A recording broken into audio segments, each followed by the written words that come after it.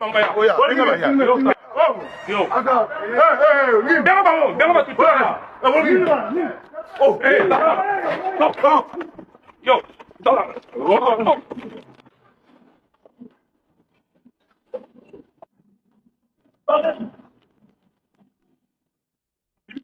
y a tout sur la calme, qui pour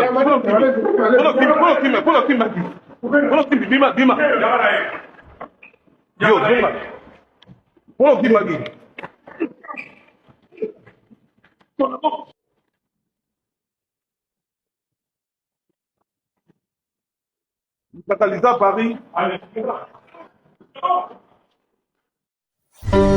Congosa Télévision, chaîne Yabana Mboka.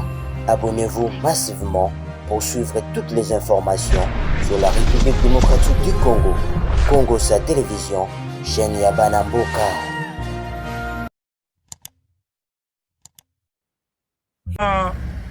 Comme hôtel à Zakili, vous êtes tous à Paris 9e. Tu as raté aussi hôtel. Voilà. Donc, tu as battu la signal sur yo. Si tu as un astin, voilà. Tu as un gâteau comme tu as l'adresse exacte, il y a astin, mais tu as un calaming qui te bat à Kinshasa, ça va bien à Bissau. Hein? Bat à Kinshasa, ça va bien à Bissau. Tu as récupéré. Voilà. Vous comprenez, tu as sauté, tu as la cananga beaucoup, tu as Félix, Félix. Tu as allé na Kati. Oh, bah combattant que vous na terrain, tu as déjà na terrain. Tu as déjà na qui? Donc, si tu as commis à voir, tu étais à Kissa Bossé, mais tu as dit tu as bien informé, tu as na Kati. Israël Mutombo, ah, Israël Mutombo. Monio, tu as zoyo. Mon tu as zoyo. Est-ce qu'on comprend que moi, je suis au salon à Tambolara. Il y a qui n'a pas tout le monde qui na Mukuna, Torosayo, Tolukaki au Bombami, Nabato Barabombayo, Tokutanayo, surtout continuer. Bonjour à vous tous que nous suivons en ces moments. Bonjour, bon après-midi, bonsoir. Nabino Nyonso Bozolanda, chaîne Nabino Congosa Télévision. Comme vous le savez, nous apportons un peu la vérité dans cette chaîne Nabiso. Je vous demande un peu de vous abonner parce que là, je vais faire une analyse qui nécessitera vraiment vos commentaires. Vos commentaires vraiment seront très importants. Tout le un peu Makamwa Congo. Congo, ça n'est rien d'autre que Congo Sango. Et dans Congo, ça, nous parlons un peu de vérité et nous démontrons un peu Makambo le Kana Congo. Et topé sa actualité au ya Congo. Bon, tout le monde a vidéo déjà na batak nanga comment est-ce que Christian Boussembe Azaki agressé, auto-hébergeur journaliste. Il a été agressé na Boutoa Lobby, na Paris, na France. Je me demande, je me pose tant de questions, mais vraiment, s'il vous plaît, un moyen à Binobo s'abonner, ou Ibikozana no abonner na Bolingwanzambe pour nous soutenir biso. Tous un objectif à commettre, vraiment ba abonner pour tout comme ça ba live na bino et ça ba direct au ben mission to ngami ko ça les à la participative en fait. Bon mais quand peut participer ko peut ça ba point de vue na bino ko ça attendu na monde entier et ko apporter un plus dans tout ya congolais pe congolaise ou azana Kinshasa pe na diaspora. C'est Winner Tintani à la présentation de cette émission dans cette analyse. Je me demande comment est-ce que on peut agresser un père de famille jusqu'à ces points. Bandi Konabiso ba combattre, c'est bien bon. Dire que vous combattez pour la cause ya Congo, pour que le Congo change, pour que le Congo aille de l'avant, c'est bien. Nous comprenons que Bozana, entre guillemets, on peut dire que Bozana souci Mboka. Ndenge maloba na bino ndenge bolobaka. Malobe koyo kozala différente na ba acte mutazo posé. Pourquoi je l'ai dit? Tout le monde a ba politicien bayaka na mboka France, bakendaka ba Belgique na ba Bruxelles wana, bazaka na ba garde de corps. Tout le monde a raté que bobeti bango, excusez-moi, ces derniers temps bobeti bango te. Mais pourquoi vous vous attaquez aux personnes qui ne sont pas en sécurité, peut-être bazaka na ba blindé te, baza peut-être na ba soldats te? Moi je dis les vrais combattants, ce sont les combattants qui sont à Kinshasa, qui sont à Bukavu, qui sont à Lituri, qui sont à Rutshuru, qui sont là-bas à Bunagana. Excusez-moi tous mes campus au solo là. bomeka pe kotia ba point de vue na bino. Partagez un peu lien oyo et comme la bande na biso o nyonso peut-être bazo kanisa pour eux être combattants c'est détruire. Non. Na ba combattant bozé belé bolobaka que bokumisaka Félix Tshisekedi comment Etienne Tshisekedi, excusez-moi, Etienne Tshisekedi bokumisaka nini. Mais Etienne Tshisekedi a fait un combat non violent. Il n'a jamais été violent. Il n'a jamais cassé kobebisa ceux qui koboma lui-même. Il n'a jamais fait. Il a fait un combat, mené un combat pacifique. Je me demande, Christian Bossembe, c'est quelqu'un qui émet des idées, qui dit des idées depuis longtemps. Tu es bien à la chaîne Ebele, à RTGA, Leka, à Bandero Sabe, émission matinale pour n'en ça ba aider. Et na esa le linaye, il a attiré l'attention. Il y a bateau bazana pouvoir. Tia komakina maman Denise. Après kokoma akoza ko travailler na maman Denise, yo ana komi président ya CESAC. Makambo etali ba journaliste, makambo etali ko gérer makambo ba journaliste nda komi wana. Nazo mituna. Eloko nini bino boko agresser ye. Ko beta mututi na point oyo ko axe fixé ye. Ko kanga ye pema te. Vous pensez que c'est comme ça que vous allez résoudre le problème. Vous vous dites combattant. Descendez ici. Barossi. Chimanga Bakufa. Namboka O. Ce sont eux le vrai combattant. Bakapanga la Bakufa Namboka O. Combattant solo. Bana mibali pe ba jeune fille O. Bakufa na ba marche. Bangonde combattant solo. Congolais O azo vivre guerre. Na Ruchuru, na Bunagana, yende combattant solo. Bovani na poto bozolia ba hamburger, bozolia ba shawarma.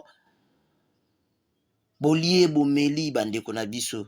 Après obimi tout bonnement tu commences à insulter na chaîne na YouTube. Okomi ko fingo, okomi loba mabe pona mboka, ce n'est pas normal. Mboka on to tongango bo. Soza poso combattre, viens ici au pays. So ba proposition ba proposa ba ministre. Bato nyonso baganga na diaspora soki lelo yawa bapesi yo place à diaspora ko boyango bapesi yo place à ministre excusez-moi bapesi yo ministère moko kamboko boyango si ba OP baza na pouvoir lelo bazaki lokola binoti bazaki ba combattant lokola binoti lelo bakomi ba ministre baboyaki yango tozo ganga kaka na musika nga combattant nini bo là ekomi banditisme ekomi kotia bandeko na bino en insécurité na mboka mopaya tongo moto azomona que un congolais azo agresser frère na congolais mundela azomona que un congolais azo agresser frère na congolais na kati ya France to na kati ya Belgique qu'est-ce qu'il va se dire bango moko balingani te tozo bango lokola banyama ndenge ba mindele bazwaka bino. Parce que un frère n'a congolais, sokaye, s'il s'agit de parler avec lui, donc on va dire pour n'abisaye que ndeko osali ezamabe. Congo eza se moko, congolais tozaka moko, loko kaboli biso ezaka kaba idée. Mais quand tu as une idée à donner à ton frère, pesa idée na kimia nyonso, ce n'est pas que obanda ko agresser un père de famille comme ça. Bato nyonso baloba ba combattant, soki bino bolongwe poto kuna boye awa. Et que beaucoup de gens na biso batu bofinga rato na Kinshasa et que to bando beta bino est-ce que bo sepela parce que toi tu te dis combattant tu t'appelles les Congolais là-bas tu refusais que ba musique na biso beta makuna yaka Kinshasa kasi descends via Kinshasa to bando beta yo pe na kati kin bon moi que to kota na ba guerre moko boye entre biso mo ba Congolais tozo boma ba guerre moko interne tozo bomana pour rien. Tous côté na bakoka jambe pour na kobebisa image ya mboka na biso. Les Congolais étaient respectés à l'époque du président Mobutu parce que le président Mobutu disait que Zaïre c'est bon moko. Congolais papa bon moko.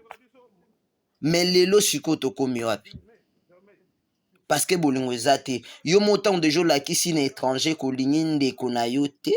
Ozo betaye, na ide ko bomaye, oza ko agresser na le lenye o un père de famille, ça signifie que pour na yozo ipsa mutalibanda kende ko na yaza na tina te. Voilà comment est-ce que tu vivras na mboka na biso to bomanaka. La chose o babengi politique etala te kindeko eza kutu via moto eza sacré koleka politique oyo bozolobo bozolandela oyo parce que preuve ane soki boyeki na bapesi bino baposte boboya te ebele bagangaka nga combattant lelo baotravaille na Félix Tshisekedi lelo baa badéputé lelo baa baministre mais à l'époque où UDPS ezalaki na pouvoir te c'était des combattants. Ils vivaient en Europe, ils vivaient à Paris comme vous. Ils vivaient à Bruxelles comme vous. Mais aujourd'hui, ils sont devenus des ministres et se sont tués. Kaka bino bota munoko wana, boya kaka Kinshasa a. Soki ba pesi au poste au boya. Mais c'est un journaliste, ba PCP poste mo oazo s'occuper na makamba ba journaliste. Azo s'occuper te, on économie, on a finance, on a défense, on a budget, on a hydrocarbures. Non, il s'occupe de journalistes. Il s'occupe na ezali travail noble oya pasi. À travailler, bah tout le monde qui travaille bien, bah bendie, bah tiens place wana. Et en dehors de ça, il cherche que Congolais peut à vivre mieux. Il cherche que journaliste à vivre mieux. Avec ce PC poste il va travailler pour l'intérêt des journalistes. En même temps, au même moment aussi, il va faire quoi? Il va passer les messages et lui-même aussi, à Rosalape Mouto, c'est pourquoi il a accepté ces postes. Bozo benga collabo, vous l'attaquez jusqu'au point de l'agresser comme ça. Comme si Azaki Mwana Nabino bobeti tout bonnement. Mais ndekona Congolais oyozo betawana. Natu naraba combattant bande on a biso est-ce que boyaka kinte comme bino bokenda na bino poto bokenda pe na idée excusez-moi bokenda pe na idée que bokei pona ba droit da ebele ba passer retrouver kuna le rôle o bakima a problème mais bakima te babwaka ndengunda babima lokwa babimi na asile mais babwaki ngunda pona bango kuna baolia na bango baola na bango pongi baokena bao ba misala na bangwana misu baozo ba salaire ba futa ba chômeur misu pe ba sala raté ba misala comme ba chaîne YouTube ba chaîne YouTube bango pele dikata moi c'est comment dire ko finga excusez-moi un peu tozonga Congo to bon sango bote quand tu as une idée à donner paie ça idée na yo so monique na place à décision za tout ça mon condité yaka kita na mboka na yo postuler comme député banda ko le bana c'est ça la politique ce n'est pas un agressant le frère et sœur parce que tantôt na biso to beta na biso Rwandais oaza pembe no mona ni bango na bango balingani te. Les combattants bieza mwana wana zana kata este kuna na Bunagana na Ruchuru azana Masisi azana Ituri kuna azana Bukavu kuna na kata na Kindu kuna na Goma ebi ndenge guerre ezalaka mavani na kata mboka yeza vrai combattant ebele bakima Kinshasa baenda oluka pain na kata na France baenda oluka pain na Belgique bokomi kuna bobandi kofinga ba autorité à awa toboyi te ba sala mais quand tu as quelque chose à couper ça consulter tes pesa idée soit kita na mboka na yo akanyel moto porte te ke ya komatisha na ba combattre bele na balobaka na nani ngo da ba kanyo ba ibseke akite Kinshasa bosali ki combattre na bino kuna na bokomi kofinga po bo pérenniser na bino bosaki bosale lo te po ba insulte na bino depuis bobanda ofinga échanger ba ponzo ba changer ba changer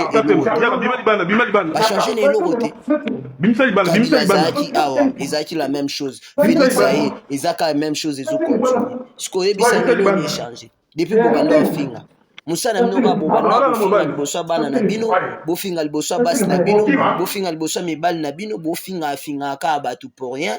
Et puis, la suite, Bozo Nabino gagne de costé. Alors votre combat est vain. Votre combat est un combat mamboué, Zangango Tina Toloba. Parce que depuis Bobanda, on change mes alangotes. Ce qu'on est bien, si vous dites vraiment que vous avez fait de bonnes études, excusez-moi, entre vous, je sais qu'il y a des gens qui ont étudié, mais parce que Tobé en Bouzoba. Si vraiment quelqu'un qui a étudié, il aimait ses pensées, il aimait ses idées, ça argument insolide. Et non, une insulte. L'insulte, Kobeta Mutuliko Fikobunda, ezalaka déjà c'est une faiblesse pour quelqu'un qui sait réfléchir.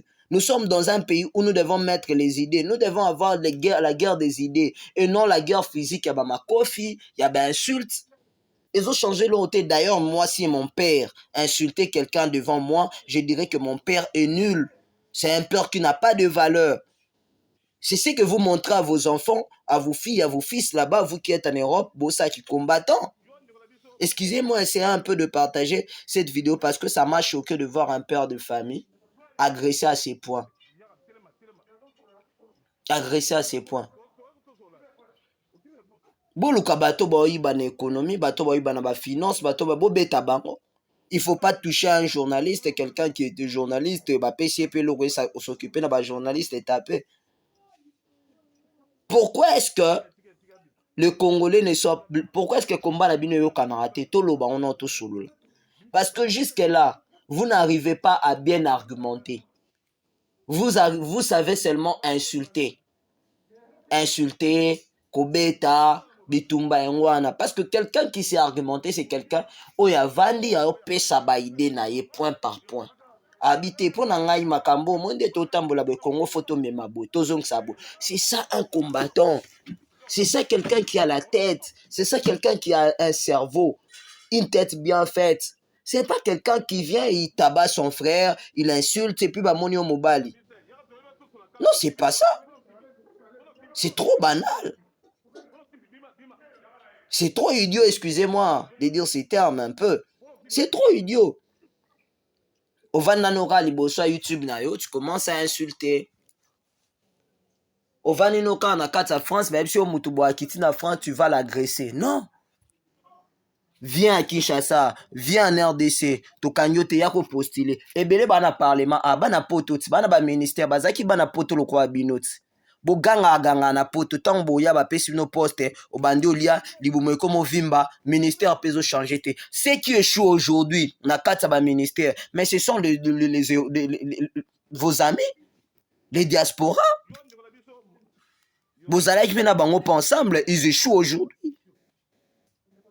Vous pensez que ce mbino de bapé sur nos places, vous allez réussir avec cette pensée à Kobet à Batu, à Rofing à Batu matin, midi, soir.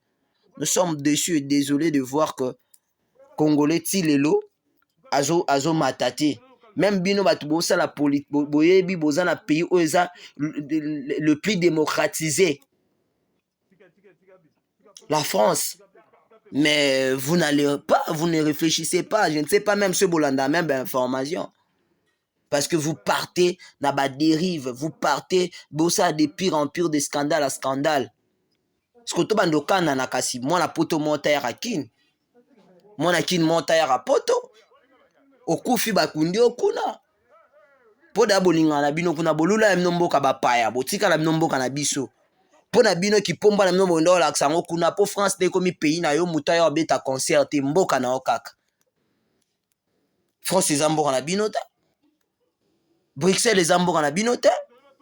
Mboka na bino za RDC. Oza na poso bongsa Congo, kita na Congo, oza vrai combattant, viens souffrir avec nous qui souffrons ici. To souffrir awa, to souffrir na bino a, to ta sko ba vrai combattant. Marche za a oyo kaso la gaz lacrymogène nde ba beta ango. O kalikie la masasi o kande ba beta ka lisasi na nzoto muntu o marché ba beti muntu a lisasi akufi pembe na yo. Ndo bike yo combattant. Bosela ki combattant mabe. Jusqu'au point où nous sommes sidérés et désolés. Je demande un peu de bon me camper ko s'abonner, ko commenter, bo sa point de vue nabino. Nga naza congolais, ata ko nazaki combattant, je n'allais pas réfléchir et agir dans cette manière. Comment on a ndeko ba beta le quoi moi mukeboye. Ceux qui bobomi. Ceux qui bobomi.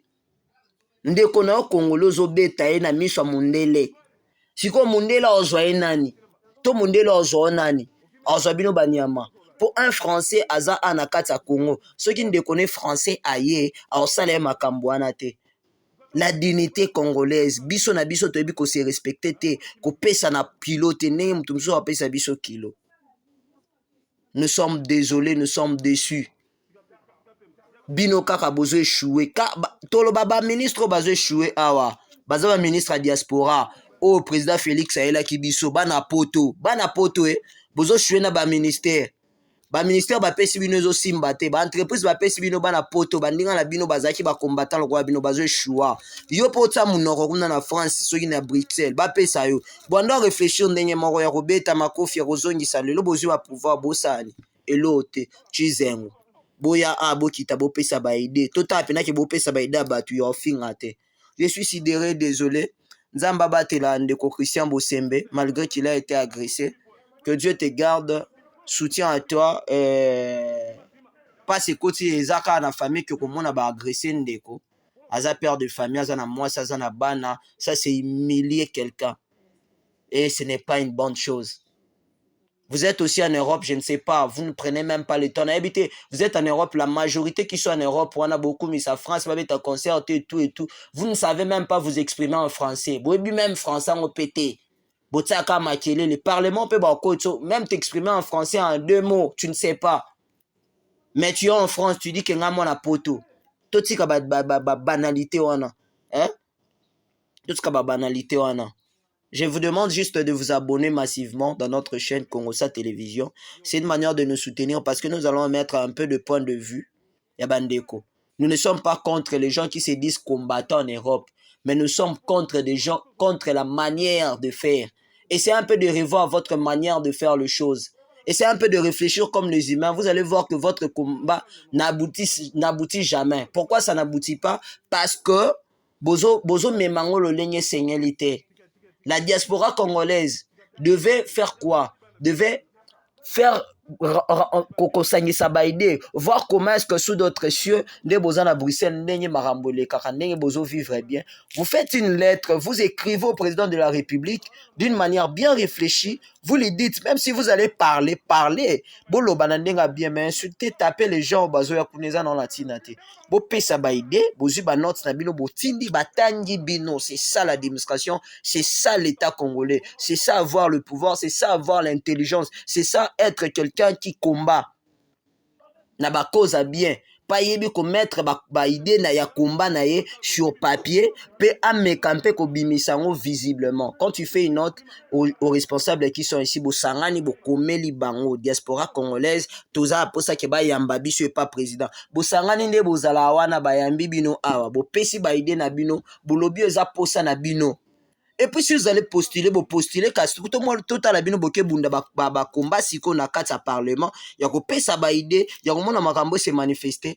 La majorité qui sont en Europe là-bas qui se disent combattants, ils ont combien de flat hôtels ici? Ils ont construit combien d'écoles ici? Ils ont construit combien de stades, stade A.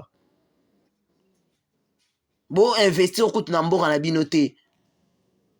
Kunezarara, ok musala, ozongi, bamsu ba kotaka na ba boîte ki pomba po bo sala neza kuluna. Kuluna na poto ne bo memi kuluna na poto. Bino na bato ba simbela biso machette bo kuiseni te bo ndenge moko. Et c'est un peu de revoir eza malamu.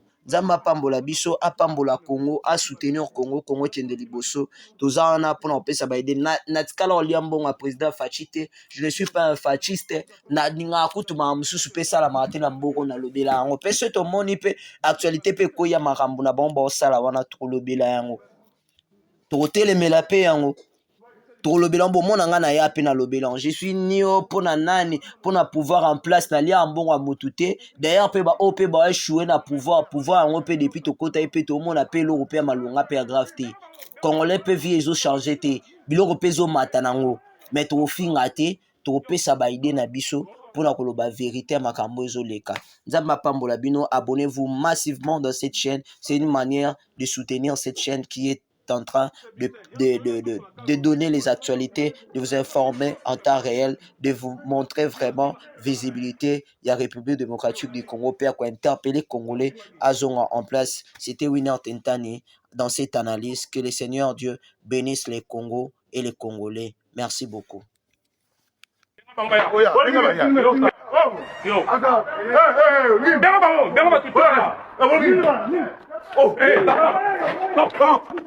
Yo,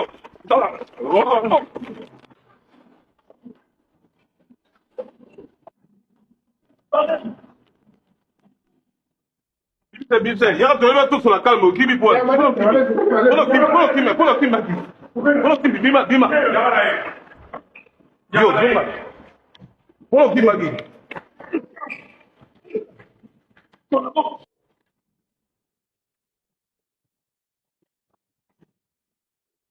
Catalysa Paris.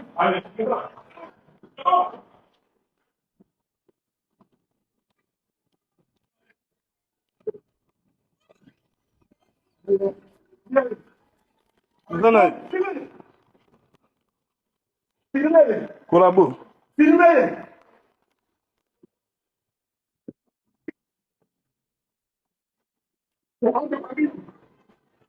Yo, on la biso. Yo. Jamais. Yo. Y'a tellement. Ok, mais pour un, tu sola. Ok, mais pourquoi t'as fui? Pourquoi t'as fui? Tu sola calmement. Pourquoi qui magui? Hein, pour le qui magui? Yo. Tika bi. Tika pema. Y'a bima libana. Bimsa libana.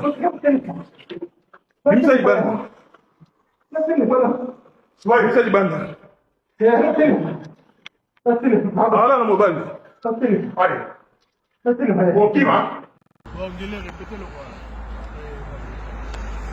C'est bon, on vient de récupérer M. Christian Mossembe par rapport à l'agresseur arrivant qui est dans l'hôtel. Mais bon, il est bien là, bien portant. Le problème est en hôtel, Tozanaye, à Paris, séjourné passé dans le bien et puis retour à Kinshasa, c'est bien. Donc c'est juste pour vous dire, comme Roby vient de l'expliquer, Christian il est là, il est bien portant. Donc il continue à moquer les alités. Sauf que tout passé par un message dans le bateau, ma commanditaire qui va acter que non, ce qu'ils ont fait retourne dans le pays. Peu importe la réalité, mais nous on est là, le frère est là, bien portant. Alors ça la séjour naïe, ici, à Ozon à Kinshasa, et puis il y aura le temps, il y a vous expliquer la détail en nous et à